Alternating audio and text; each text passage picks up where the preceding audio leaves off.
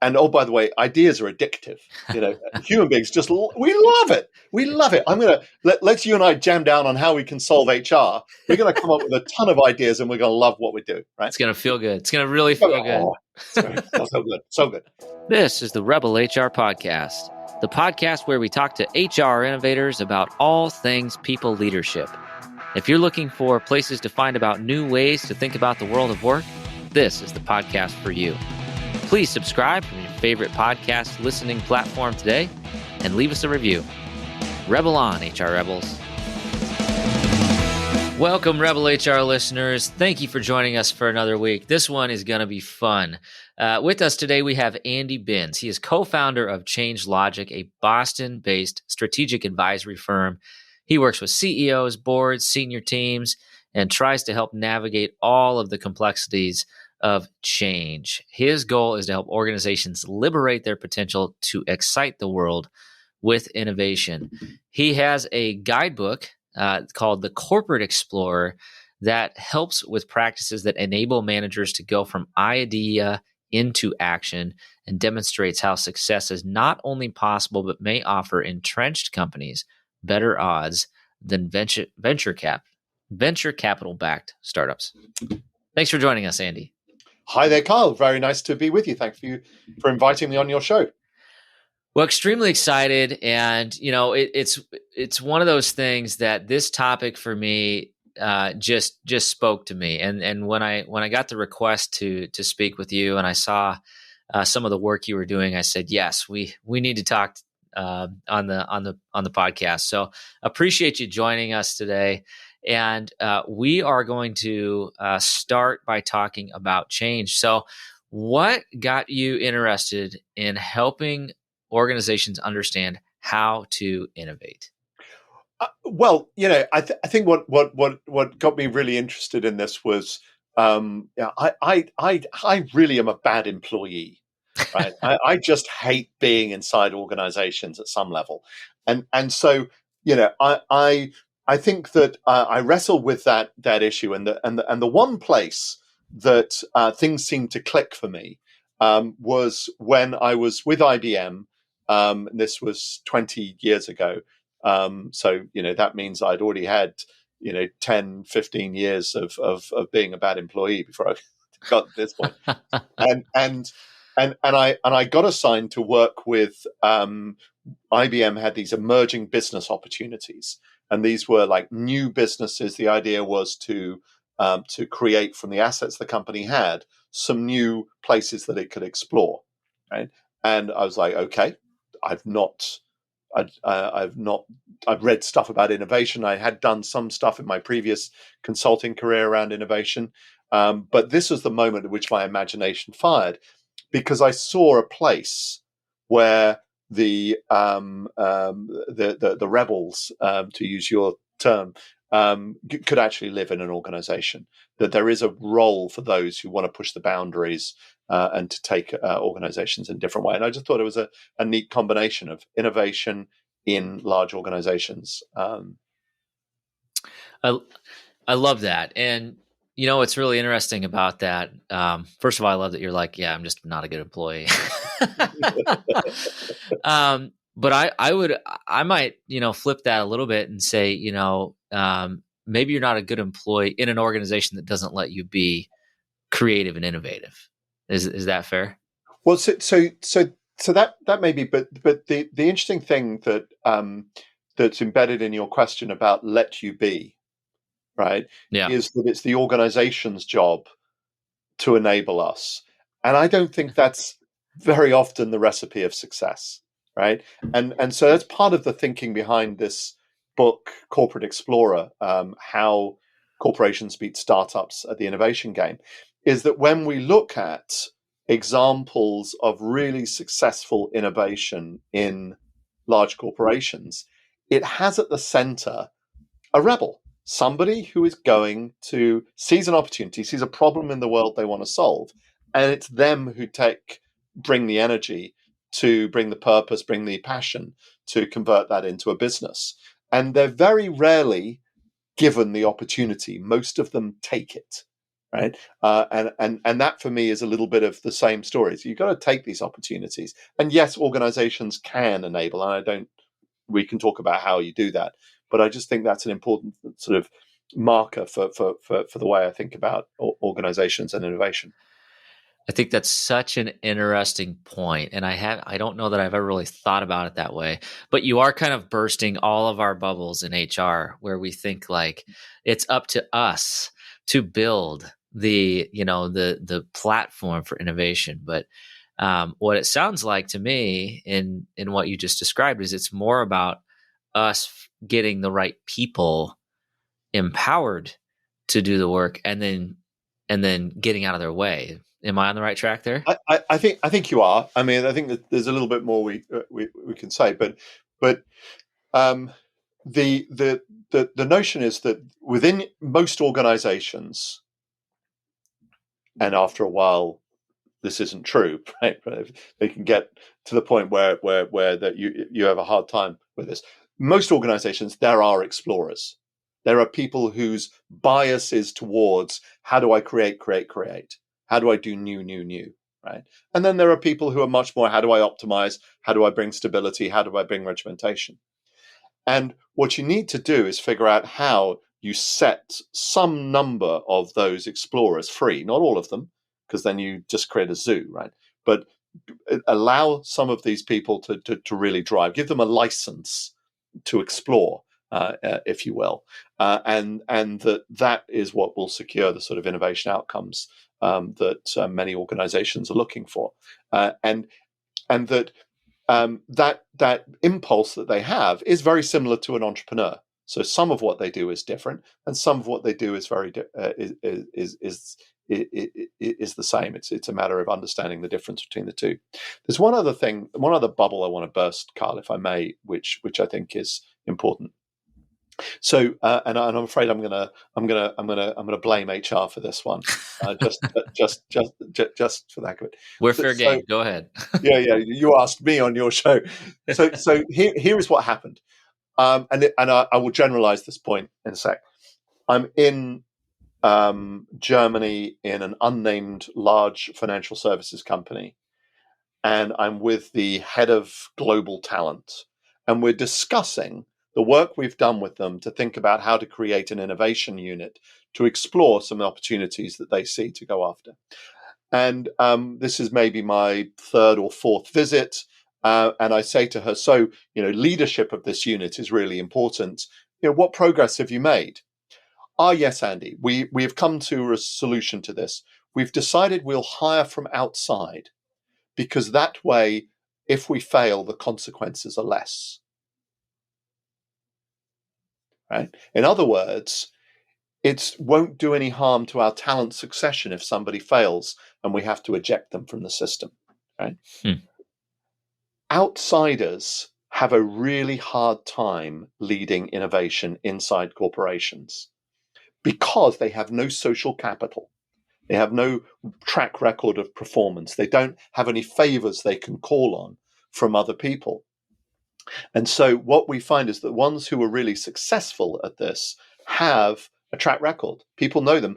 And when they fail, because we can get onto this, innovation is often about, this notion of rapid failing, learn by testing and so on, that you don't know, is it the person or is it the idea? Did they learn something or is it just because they're not very good? But if they're an old timer, there's somebody who has that track record, then you know to trust them. You say, this is somebody who they are doing something new and we know they've done well in the past, therefore we can trust them. And so part of getting this formula right is actually trusting the people you have already. It's not about always recruiting in the premier entrepreneurial talent, or even entrepreneurs in residence is very much in vogue at the moment. This can get you some part of the way, and it's not irrelevant. It's part of the formula. But you've got the corporate explorers are often high social capital, been in the company a while, but just exploratory, build relationships, know how to get things done. And the job is, how do you set them free? That's really interesting, and it does go counter to what so many organizations do, right? It's well, we need new ideas, or we need to come up with, a new go-to-market strategy, or whatever Yeah, the innovation need is. And it's like the immediate default choice is, well, we better go hire from the outside because we probably don't have that person inside the organization. That's the assumption, right? Like that's like the base yeah, case assumption. But what you just described, it's really interesting. I'm reflecting on innovation in the HR space, which is obviously one of my favorite things to do. sure. Um, but a great example in my current organization, I have been here for just about 4 years now. I didn't really start making any traction until about 2.5 years in. And a lot of that had to do with exactly what you described. I didn't necessarily have any social capital. I was an unproven resource. People were like, I don't know if I want to give this guy any head count or Yeah, invest, because I don't know if the direction that we're going here is worth it. Right. It's like there was like that. And so I didn't have many resources, and fortunately now we're making progress, but it's slow. yes. It takes a long time. But it's a really interesting point. So It's I've seen that in HR as well. One of my clients has had a succession of HR leaders. They're about to get another one, and unfortunately, the initial reaction to the person coming in will likely be, "Well, is it worth me spending my time, right, with this person? Because the last two didn't last either." And it's the same phenomenon. Yeah. And we just have to respect social networks, even in modestly sized organizations, right? Maybe especially in modestly sized organizations, because they look and often are very friendly and affiliative. But that isn't, people may like you, but that doesn't mean that they're going to help you or that they're willing to put what they have now at risk. That's the challenge. absolutely. So I think I think one of the really interesting points you made is we think about things like org design and talent selection, and where's the right seat on the bus for this person was the point that you made about that balance, like the optimizers and the explorers. And yeah, if you have too many explorers, and it is a zoo, right? It's like a Yes, bunch yes, of monkeys swinging from tree to tree, and you're like, wait a minute, where's the entrance to the zoo again? Like, how do we get out? And so as you were writing this guidebook and kind of and yeah. doing your research, and just in your your vast experience with organizations, what tactics have you seen that work as it relates to how do I structure an organization to empower the right people and optimize the right roles? Good, good. Yeah. So first we think about innovation as being about three disciplines, right? Ideation, incubation, and scaling. And they're each they're obviously related, and in real life they're not quite as separate as that makes it sound. You're often working on scaling even as you're doing ideation. But for the purposes of understanding, think about them as three separate disciplines. And ideation is about understanding unsolved customer problems. What are the jobs that they want to do, that if you were to solve for them, you could develop strong customer loyalty and attraction. Incubation is about experimenting, using data to tell you which ideas to invest in, and avoiding the trap of investing ahead of your learning. This is one of those great big corporate things. Let's just spend money on it, right? Rather than let's move slowly, incrementally, test and learn. And then scaling is about converting a successful experiment into revenue. And it's a place where most corporations, or startups for that matter, really struggle. Right? Corporations have particular struggles, which is unfortunate because they have most of the assets to do the scaling. But we can talk about that. One of the things so if you've got that sense of ideate, incubate, scale, you're going to treat each of these differently. Right? Ideate is about engaging many people. Right? It's inside the company, outside the company. Deep customer insight. It's an opportunity to turn the company outside so that you drive as much outside in innovation, not inside out. It's not a matter of what you know, what technologies, processes, products you have. It's a matter of what problems you solve. So that's a big piece of why ideation. I think also why CEOs often bring us back to ideation, because they see that opportunity to connect us more with customers. So it's okay to make that a mass involvement opportunity in a company, but you've got to select.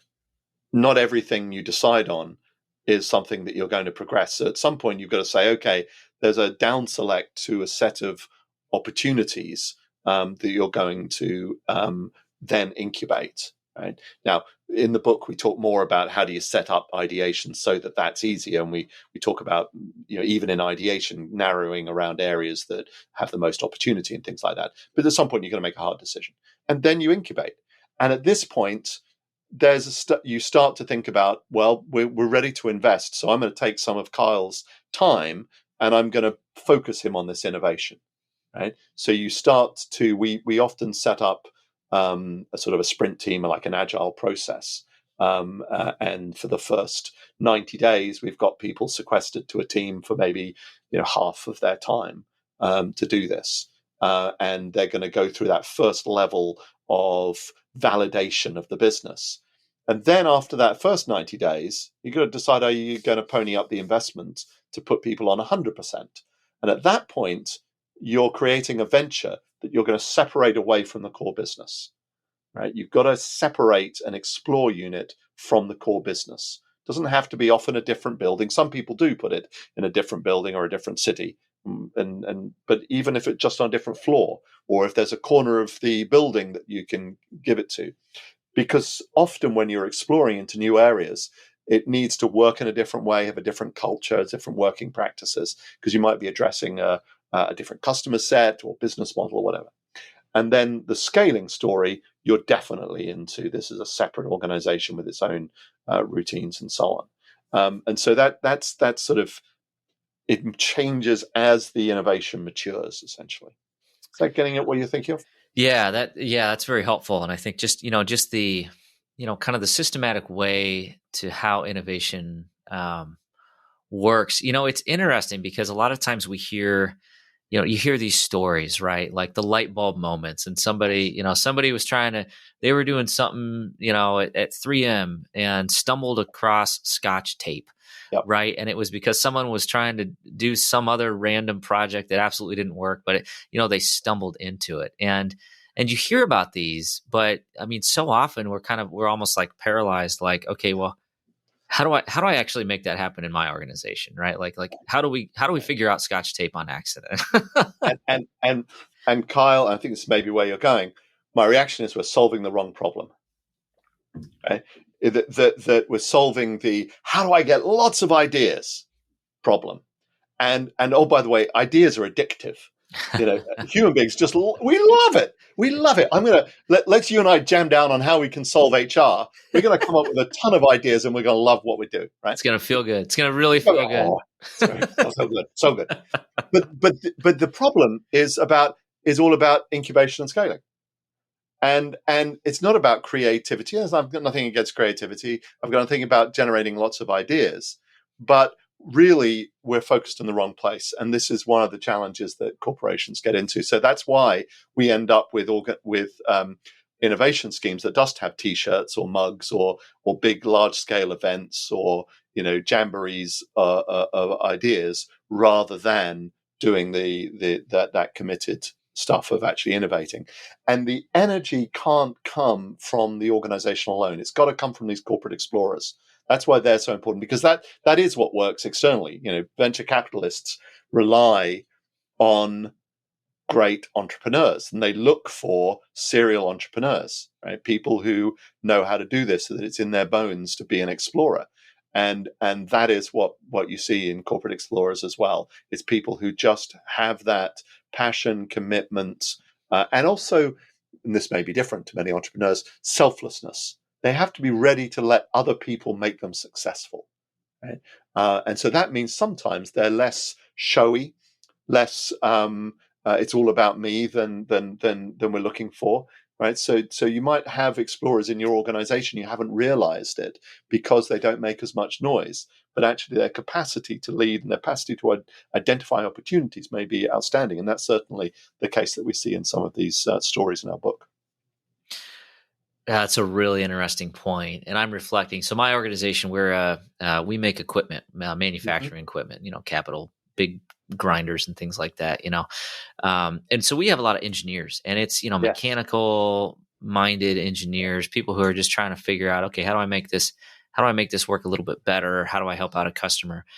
Yes. And some of our best innovators, as you described that, I'm thinking through some of the, like, we're talking like literally industry changing innovators. Mm. They're super introverted. Mm. They're not showy. They would never take credit for anything, despite all the publications that prove them wrong. Yeah. Yeah. Yeah. But they are churning out Right. that work, and to the point that the industry looks at them as innovators, not just the organization. And Yeah. That's it.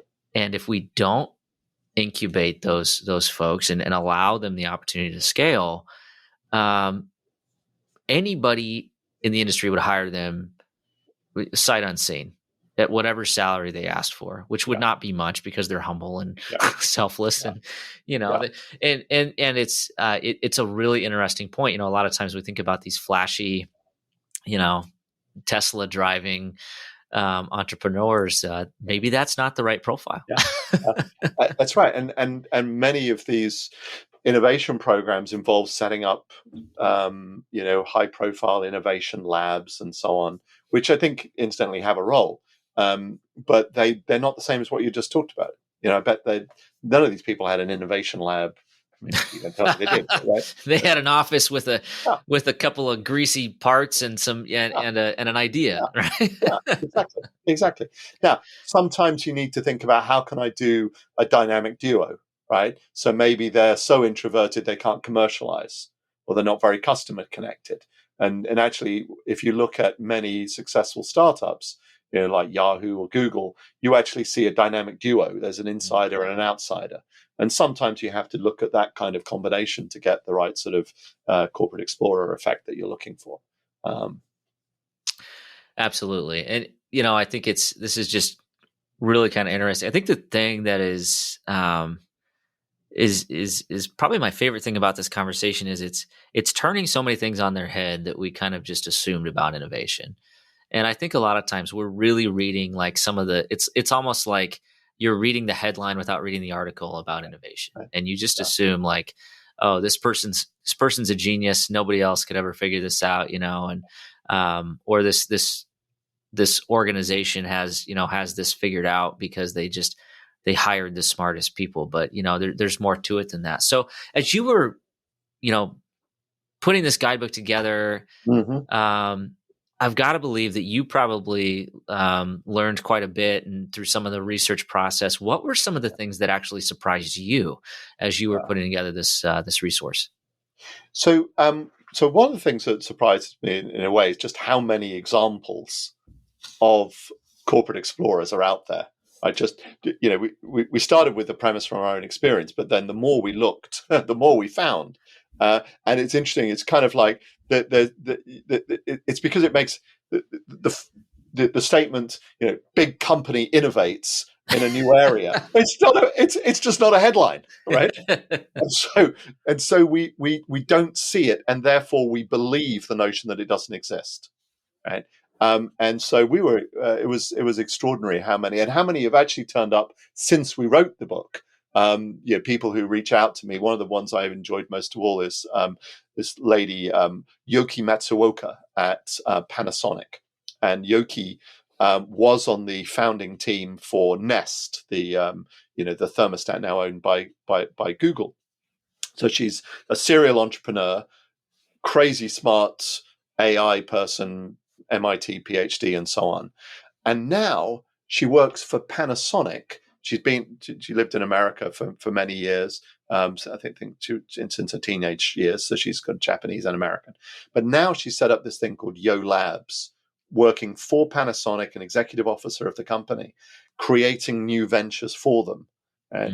Mm. And I was like, wow, I had no idea that a big Japanese company was making those kinds of steps. And we've seen it many other places as well. That sort of so it's just the surprise of the amount that's out there.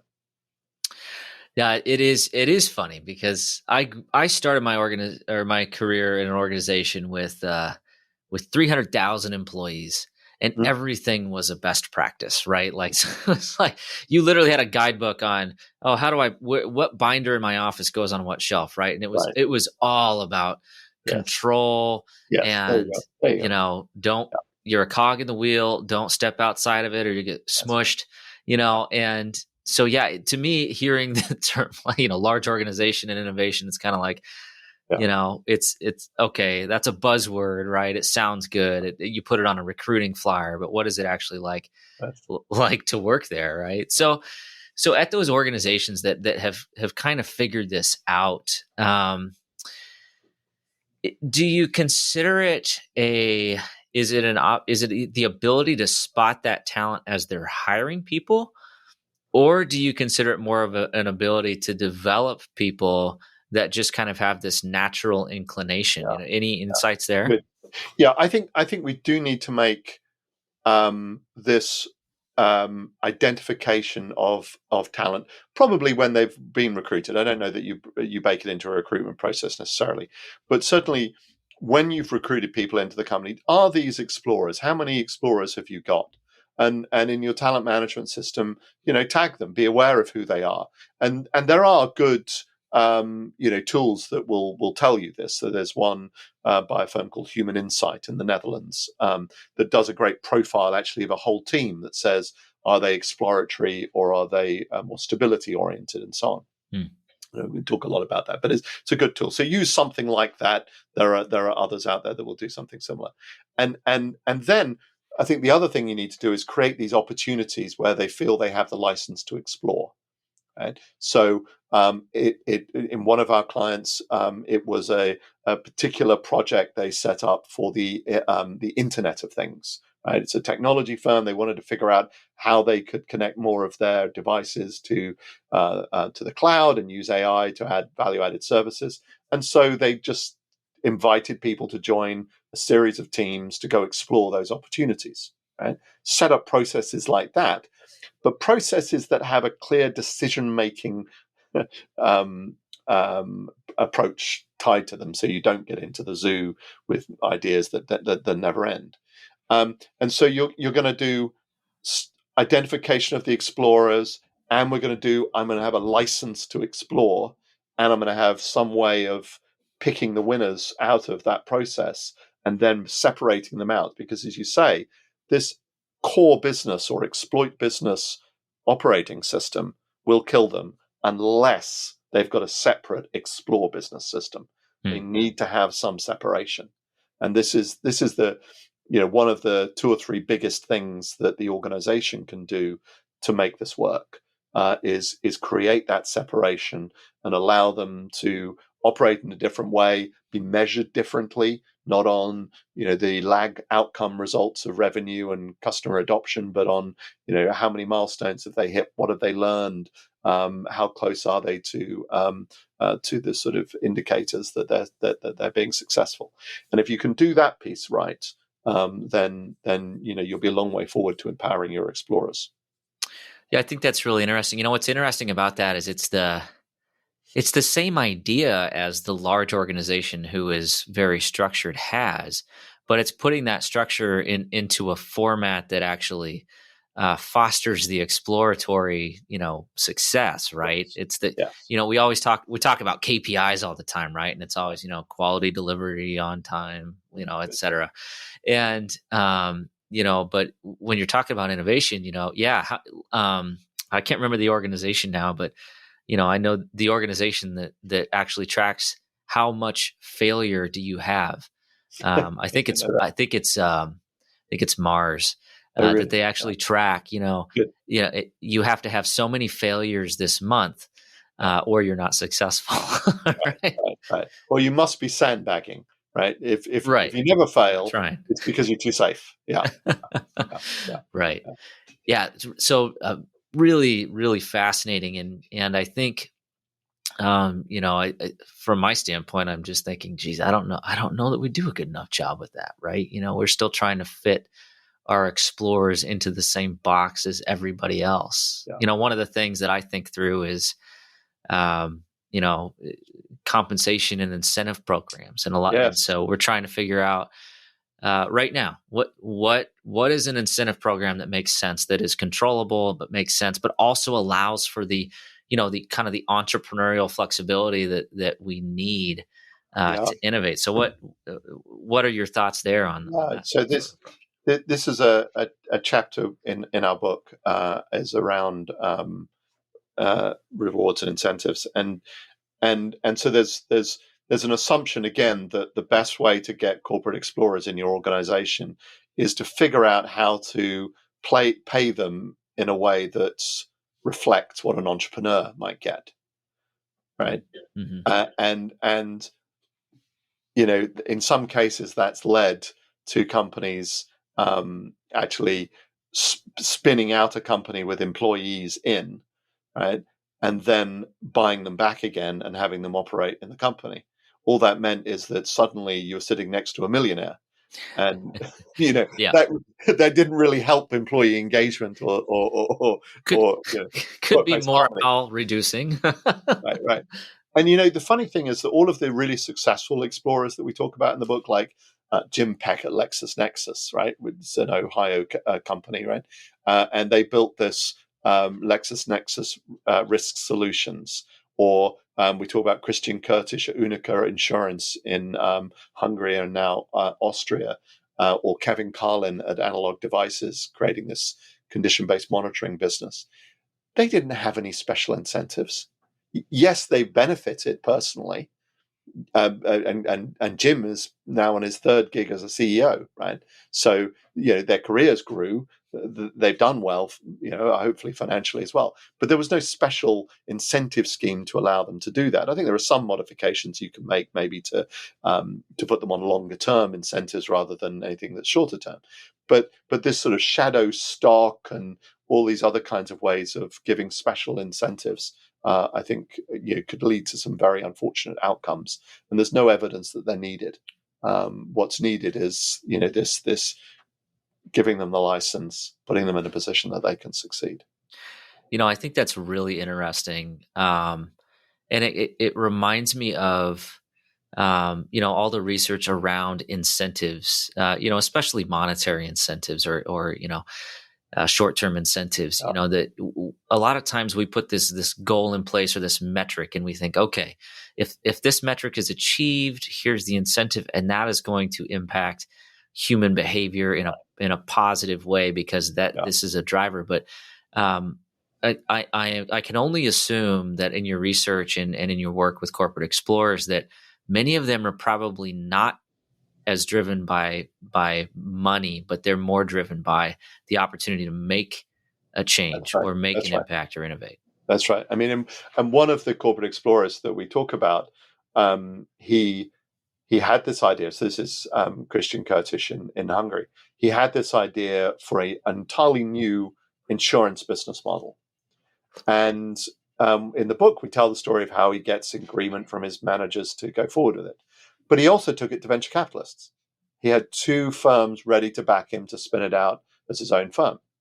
And he makes the choice to stay inside, knowing that the financial rewards would be different.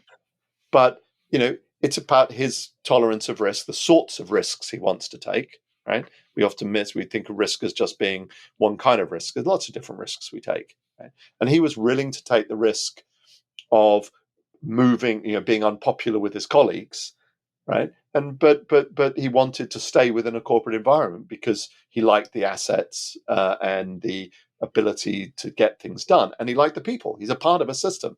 He actually likes where he is and the people that he's with. He's a part of that community, right? And so it's for him, the finance wasn't important. I don't want to, wasn't as important. I'm sure he cares about money, but what mattered was that he could do this and reinvent his own firm because he's a part of that firm. He's a part of that community. It matters to him. It's part of his values to be there. It's part of his value. He did this from Hungary, but this is now moving across Europe. And it matters to him to be a proud Hungarian as well. And the same is true of, in Ohio, I'm sure. It's just like what the difference you make to your community, to your city, to your company, actually for some folks is a big motivator in all of this. Yeah, just take a look at how many people wear like college football teams on their clothes, right? sometimes that drive is as important, or very important. Yes. So I do want to talk. I have one more question, and kind of in the same vein, and I think it's about organizations who are changing rapidly and becoming more corporate. So going through a growth journey, and naturally when you get bigger, you start to put in more stuff, more bureaucracy, more controls, more of a corporate mass to make sure that things are checking and out and everything. So how do organizations retain what got them there, that entrepreneurial edge, that innovative spirit? What are the strategies to make sure you don't lose your kind of your core purpose there? This is really important, Carl, and we've consulted to a couple of firms that we would call unicorns, and they've both gone public in the last year through the SPAC route to going public, and it's exactly the story. We've always been entrepreneurial. We're now one of them $1 billion in value, in revenue as well as in value, right? More in value, and there's new things we want to do, but as we started to try to do them, we struggled. We couldn't do the thing, and it comes back down to the founding team, right? So in both of these stories, what we find is that the entrepreneur that started it didn't have a system for replicating what he did, right? And it is both he in these instances, and that their response was to want to continue to control as much as possible on the grounds that they're the smartest people in the room, right? And they structured the organization and its innovation in such a way that everything came back to them. Contrast that with Jeff Bezos, right? Maybe not our poster child and everything. He does have a spaceship. He does have a spaceship, goddammit, yeah. Corporate Explorer, how to innovate without the spaceship. That's what I should have called it. But Bezos has a recipe, right? He has everybody gets the right to propose new ideas, and he's got this PR FAQ system, one-page press release, what the customers get out of my innovation, FAQ, frequently asked questions, my backup as to the kinds of questions you might have about how we're going to get it done, right? System for how that can get proposed. And if you have an idea that people like, okay, well, I'll give you a 2-pizza team. In other words, only so many people can be fed by 2 pizzas, right? To go work that up into an MVP, and we'll take it into trial and find out. This is the incubate piece that I talked about. And then when he scales, Amazon has all these separate units that operate with some high degree of autonomy, but they're all linked by 2 things. They're linked by APIs, so everything is interoperable, and secondly, by a management system that is consistent, so they can all of their performance is transparent and the comparison to others is transparent. And so this is the difference. Do I think I replicate innovation results just by my personality, or do I put in place some minimal system that allows ideas to come up and give them the autonomy without sacrificing the access to the assets of the core business, if you will? So does that make sense? What do you think? Yeah. That it's a really interesting example, and I'm just reflecting on your kind of your comment that corporate innovators have an advantage over some of these VC firms. And it sounds like to me, it's the systems, it's the structure that can enable the scaling and the incubating, and not just the light bulb ideas. and the fallacy that many of us sit with is that it's the ideas that matter, right? We all think that like Polaroid and Kodak and Nokia and these other firms, that they got disrupted and kicked out of, and sent into bankruptcy because they didn't see digital technologies coming. They didn't see digital photography, or they didn't see app stores and touch screens and smartphones. It's totally untrue. Right? They all had the technology. They all had the insights. And Polaroid had the world's first megapixel camera in the market in the 90s. The issue is they couldn't execute. It's about how do you use these assets that makes the difference, not whether you have the ideas. And that is the hard part of it. I've portrayed a very positive story, and I've written this book with two professors, and Mike Tushman from the Harvard Business School, Charles O'Reilly from Stanford, and so I've got another story about what it's like to have a Harvard and a Stanford professor marking your work every week. Sounds a little intimidating, threatening. Yeah. But I forgot what I was going to say then. What did I say before then? Yeah, you were talking about the execution, and then we've had a positive slant on this. Oh yeah. So Mike Tushman always says, "What are the counterfactuals?" Right. It's all very well to have these great stories, but it has to be and there are counterfactuals in the book, and the biggest is GE, right, and how it pursued GE Digital, and what killed it was the social network, right, and so a lot of there's a lot of a view that if you have the CEO's support, you must succeed. Well, he had all the support Jeff Immelt, as CEO of GE, could possibly give him, right? The guy stuck his future on this strategy to be a software company, and that. But those weren't the things that killed Bill Rue, the leader of GE Digital. It was the sort of silent killers in the organization, like the system of optimization and so on. So I do need to highlight that this can be tough as well. No doubt. That sounds like everything in HR. You start with these great intentions, and then oh wow, this is a lot harder than we thought it was going to be. But and HR has a core explore problem the whole time, because I want to get paid. I don't want to, and if I'm managing, I don't want to end up in prison for some breach of regulation. There is a core business of HR that you cannot screw up, and then there has to be an explore. You have to again see these as separate, and I think this notion of separating the two may be appropriate in HR as well, rather than trying to make everything. I personally hugely dislike the Ulrich model of the HR generalist, because the generalist, it's in that name. I don't think this is I think it's open to challenge as to whether that really is the role of HR, right?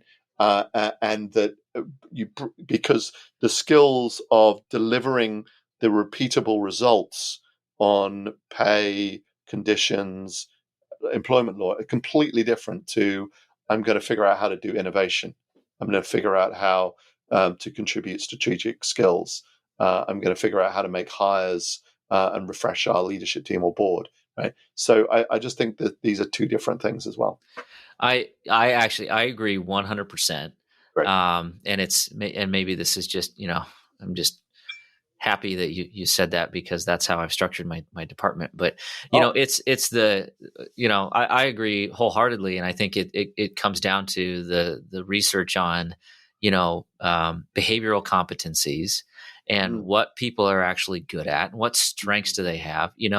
The person who is the compliance and payroll and all of the really, really critical stuff that you can't screw up, that, the competencies that they have are very different than the competencies that I have, which is strategy and cultural sensitivity and, being flexible to change and dealing with dynamic situations and really emotional situations. And, it's just, there's a dichotomy, a human can't be all those things.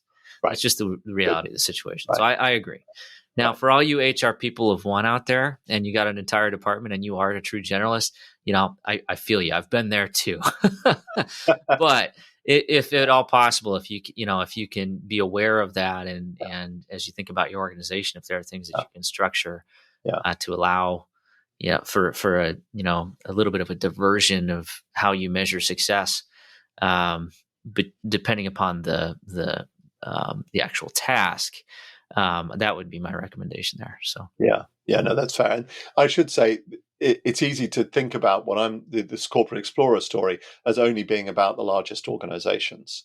But I can give you, quite small organizations that have done this as well. Certainly ones below 100 employees. There will be a point at which it's hard because you can't split an individual. I get that. So there is a point at which it's difficult. But certainly the 20s, 30s and upwards, I can point to organizations with corporate explorers who renew themselves. Absolutely. Well, this has been just a wonderful conversation. Unfortunately, we were coming to the end of our time together, so I do want to get through the Rebel HR Flash Round questions. Yes, go for it. Fascinated to hear these answers. All right, question number 1. What is your favorite people book? My favorite people book? My favorite people book right now is the one by Reed Hastings around Netflix. That I love the way that he describes, the sort of way in which he, with his HR leader, deliberately constructs the culture at Netflix. But I also love that it starts with a sort of humility of, we didn't get here with a brilliant, I was always going to do this. We realized we were screwing up. We had a problem we had to solve. And if we were going to scale this business, we needed to change. I thought that was a tremendous, really fun book and very insightful because of that humility. Absolutely. And talk about an innovator, right? I mean, from mailing DVDs to your house to, you just push a button on your remote and you can watch whatever you want. That's right. And they have reinvented themselves several times. And there's a Harvard case that will tell you how they could never make a move from DVDs to streaming. People bet against them at that point. Oh, I wish I would have bought that stock a while ago. Yes. Oh, well. All right. Question number 2. Who should we be listening to? So I have to say that I don't listen to a lot of business podcasts. So I listen a lot to a gentleman called Mike Duncan, who has done a bunch of podcasts, one of them the history of Rome. But I'm an addict of his very long running sequence of revolutions podcasts, and he's gone through the British Revolution, the English Civil War Revolution, the American Revolution. Until I became a citizen, I'd call that the rebellion, but now I recognize it as a revolution. Yeah, you're not allowed to be a citizen if you call it that. I don't think that's on the test. That's right. The French Revolution and so on. And what's really interesting is that when you listen to these 10 revolutions, you get a few things. And revolutions happen when people resist change, when they try to stop renewal, right? When they don't explore into the future adequately or learn their way into the future. And so in these stories of history, you get the same stories of what happens to companies that don't renew themselves. And I love the way he presents it. So Mike Duncan is who people should listen to. Awesome. Thank you. All right. Last question. Great conversation today. Just wonderful content. How can our listeners connect with you and get their hands on the Corporate Explorer? Well, please go to Amazon or your favorite e-commerce vendor and look for Corporate Explorer by Andrew Binns, Mike Tushman, and Charles O'Reilly, thecorporateexplorer.com. Awesome. Absolutely. It just wonderful conversation today. Really appreciate you coming on and sharing a different perspective from the kind of the conventional wisdom. And really, really kind of stretching our minds here a little bit. So thank you, Andy. Thank you, Kyle. I enjoyed it enormously. And thanks to all of your listeners. And if people buy the book, read the book, love your feedback. Perfect. Thanks. All right. That does it for the Rebel HR podcast. Big thank you to our guests. Follow us on Facebook at Rebel HR Podcast, Twitter at Rebel HR Guy, or see our website at rebelhumanresources.com. The views and opinions expressed by Rebel HR Podcast are those of the authors and do not necessarily reflect the official policy or position of any of the organizations that we represent. No animals were harmed during the filming of this podcast. Baby.